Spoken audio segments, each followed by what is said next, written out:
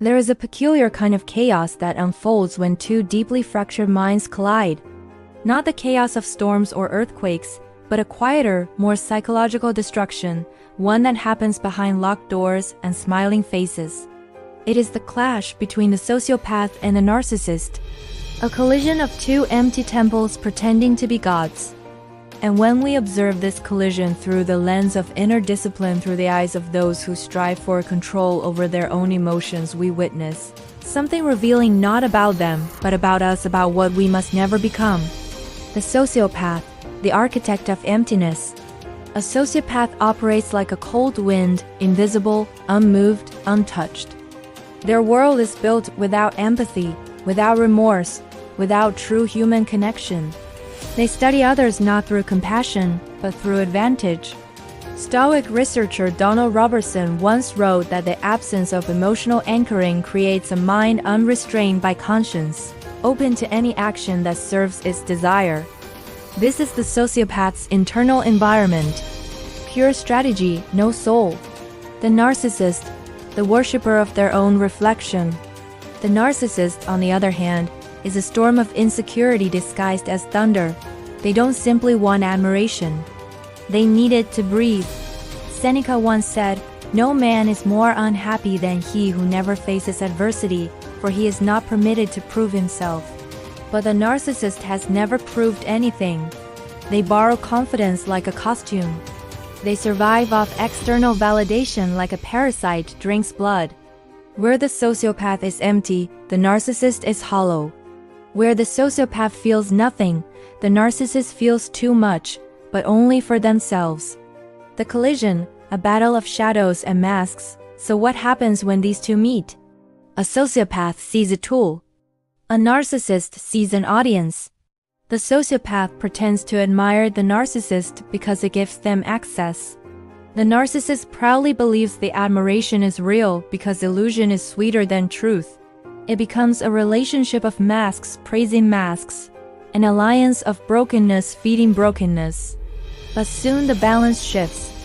The narcissist grows hungry for more admiration, more certainty, more praise. But the sociopath has no interest in feeding anyone's ego. They're too busy exploiting it. Then the sociopath begins taking quietly, systematically, strategically, and the narcissist, driven by pride, refuses to see the truth.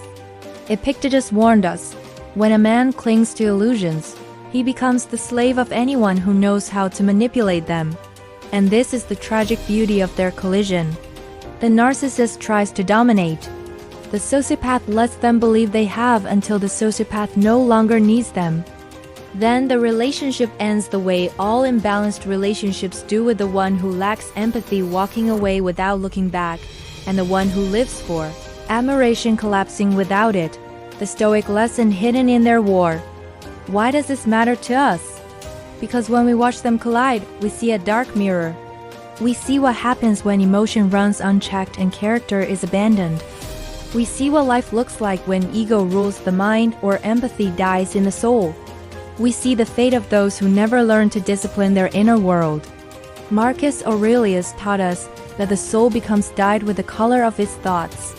The sociopath's thoughts are cold, the narcissist's thoughts are vain. Both are prisoners of the emotions they refuse to master. And that is the core of it. The true danger is not in meeting people like them. The danger is becoming even a fraction like them, losing empathy until we no longer feel, building an ego so large we forget who we really are, letting manipulation, pride, or woundedness rot our character from within. This is why we who strive to cultivate self-control must guard our minds like sacred ground. We must recognize that the battlefield is not between the sociopath and the narcissist. It is between who we are and who we could become if we neglect our inner discipline. The red thread, choosing character over chaos. When a sociopath meets a narcissist, what unfolds is the perfect demonstration of a life without self-mastery, emotion without discipline, intelligence without conscience, desire without direction, pride without purpose. But our path is different. We sharpen our minds. We regulate our emotions. We build fortitude through truth, not illusion. We practice the art that the ancients lived by. The art of ruling the self before attempting to rule anything else. Because the moment we lose control of our inner world, we begin to resemble those very shadows we fear. And so we learn from their downfall, not with judgment, but with clarity, not with hatred, but with resolve. The psychological deadlock of two people who cannot accept responsibility. When a sociopath meets a narcissist, something subtle yet catastrophic unfolds. A complete absence of responsibility. Both carry an inner wound they refuse to see. The narcissist cannot accept fault because their ego will shatter under the slightest pressure. The sociopath will not accept fault because they feel nothing for the damage they cause. This creates a psychological deadlock, a relationship in which blame becomes a weapon and accountability becomes a void. Epictetus warned us, "You cannot learn what you think you already know." Both of them believe they are always right. Both of them believe the other is the problem. Neither of them learns, grows, or evolves. And this is the hidden Stoic message. When you avoid responsibility, you forfeit power. You become controlled by every impulse, every insecurity, every unexamined emotion. We who strive to master ourselves must walk the opposite path.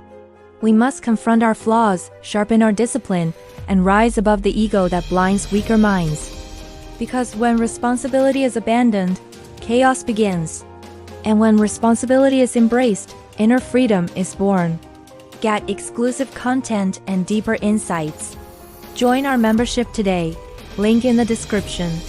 If this resonated with you, subscribe to the Stoic Verse for more wisdom to guide your journey.